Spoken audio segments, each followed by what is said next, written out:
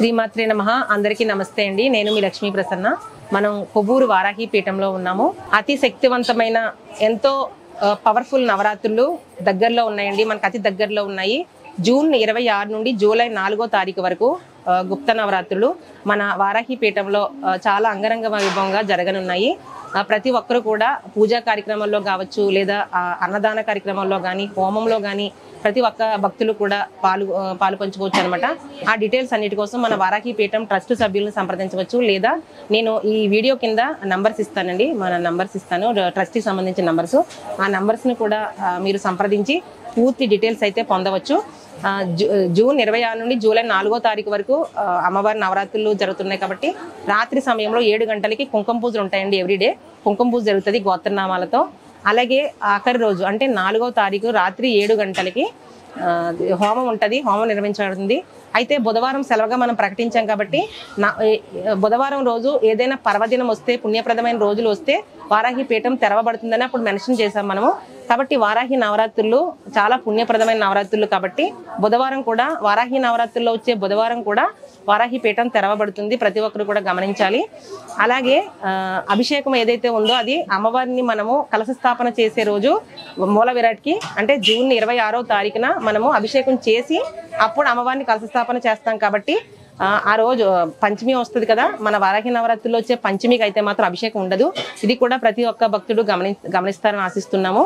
అలాగే ఈ నవరాత్రుల్లో ప్రతి ఒక్కరూ కూడా పాలు పంచుకోవచ్చు. భక్తులందరికీ కూడా ఇదే మా ఆహ్వానం. మీరు పూజా కార్యక్రమాల్లో కానీ, లేదా అన్నదాన కార్యక్రమాల్లో కానీ, సేవా కార్యక్రమాల్లో కానీ, హోమంలో కానీ, ఇలా ప్రతి కార్యక్రమంలో కూడా మీరు అందరూ కూడా పాలు పంచుకోవచ్చు. అలాగే కందదీపం గురించి కూడా చాలా మంది అడుగుతున్నారండి. కందదీపం కూడా ఎన్నో మిరాకిల్స్ చేస్తుంది. నేను కందదీపం వీడియో మన ఇన్స్టా పేజ్లో పెట్టాను.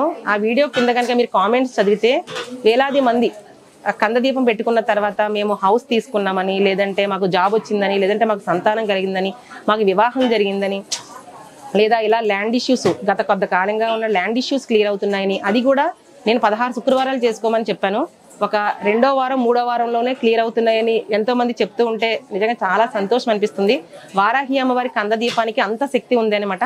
అయితే అది ఎలా పెట్టుకోవాలి అవన్నీ కూడా అడుగుతున్నారు చాలా మంది. కందగడ్డ ఉంటది కదా, మనం కర్రీ చేసుకుంటాం కదండి, ఆ కందని తెచ్చి, అలాగే కందదీపం గురించి చాలా మందికి డౌట్స్ ఉన్నాయి అనమాట. ఇదిగో చూడండి, కంద ఈ విధంగా మనం కర్రీ వండుకునే కందే అనమాట. ఈ కందకి ఏంటి అంటే శుభ్రం చేసుకోవాలి. ఫస్ట్ పసుపు కడిగేసి పసుపు రాసి బొట్లు పెట్టాలి.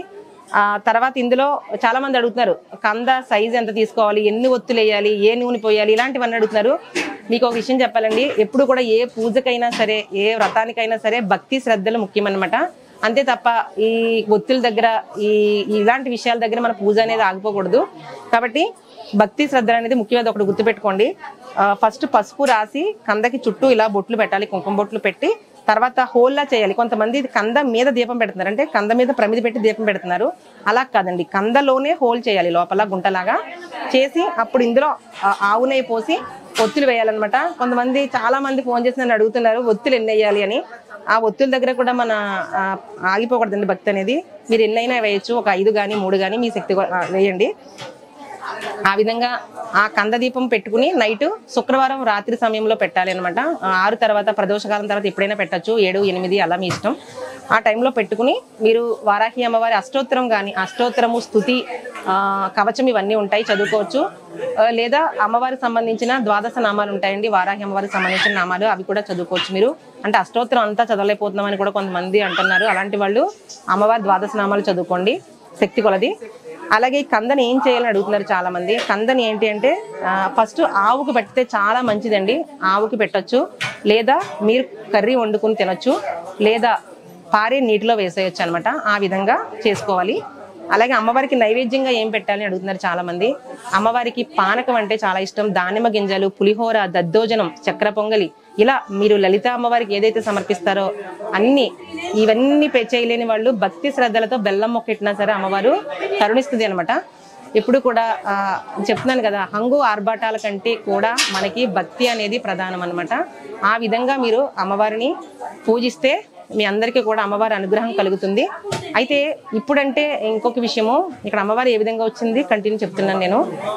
ఫస్ట్ ఇప్పుడంటే ఈ అమ్మవారిని ఇక్కడికి వచ్చిన తర్వాత చాలా మందికి ఫొటోస్ ఇవన్నీ దొరుకుతున్నాయి మన ఇక్కడ అమ్మవారి పీఠంలో. కానీ వారాహి అమ్మవారిని పూజించేటప్పటికి అమ్మవారి ఫోటో అనేది ఎక్కడ దొరకదు అనమాట. ఇది నార్త్ సైడ్ ఉంటాయి తప్ప మన సైడ్ చాలా తక్కువ. నేను గూగుల్లో డౌన్లోడ్ చేయించుకుని అమ్మవారి ఫ్రేమ్ ఒకటి ఉంటుంది, చిన్న ఫ్రేము, అది ఫ్రేమ్లా కట్టించుకుని ఇంట్లో పూజ చేశాను. ఆ విధంగా అమ్మవారిని నేను కొలిచాను అనమాట. అదే విధంగా చాలా మంది నవరాత్రులు అయిపోయిన తర్వాత అమ్మవారిని వదిలేస్తారనమాట. అంటే మళ్ళీ వచ్చి నవరాత్రులకి అమ్మవారిని కొలుసుకోవటం అలా చేస్తూ ఉంటారు. కాకపోతే నేను అలా చేయలేదనమాట. అంటే ఎవ్రీడే ప్రతిరోజు నవరాత్రులు అయిపోయినా సరే నా శక్తి కొలది అమ్మవారిని పూజించుకోవడం జరిగింది. అంటే మరీ అంగు ఆర్భాటాలతో కాకపోయినా చిన్న అంటే మన ప్రేమ కొద్దీ చిన్నగా ఒక బెల్లం మొక్క పెట్టి లేకపోతే దానిమ్మ గింజలు సమర్పించి ఆమెకు సంబంధించినవి స్తోత్రాలు పఠించడం ఇవన్నీ ఇలా చేయడం జరిగిందనమాట. అందుకే అమ్మవారు ఇలా అనుగ్రహించిందేమో అనిపిస్తుంది. అంటే ఆమెను ఒక బిడ్డలాగా ఒక తల్లిలాగా నేను చూసుకునేదాన్ని అనమాట అండి అమ్మవారిని. మేబీ ఆ ప్రేమ నచ్చి అమ్మవారు ఇక్కడ వరకు వచ్చారని అనిపిస్తుంది నాకైతే మాత్రం. మీరందరూ కూడా ఈ విధంగా పూజించి అమ్మవారిని ప్రేమను పొందండి. మీ అందరికీ కూడా వారాహి అమ్మ అనుగ్రహం ఇలాగే ఉండాలని కోరుకుంటూ సర్వేజన సుఖినో భవంతు.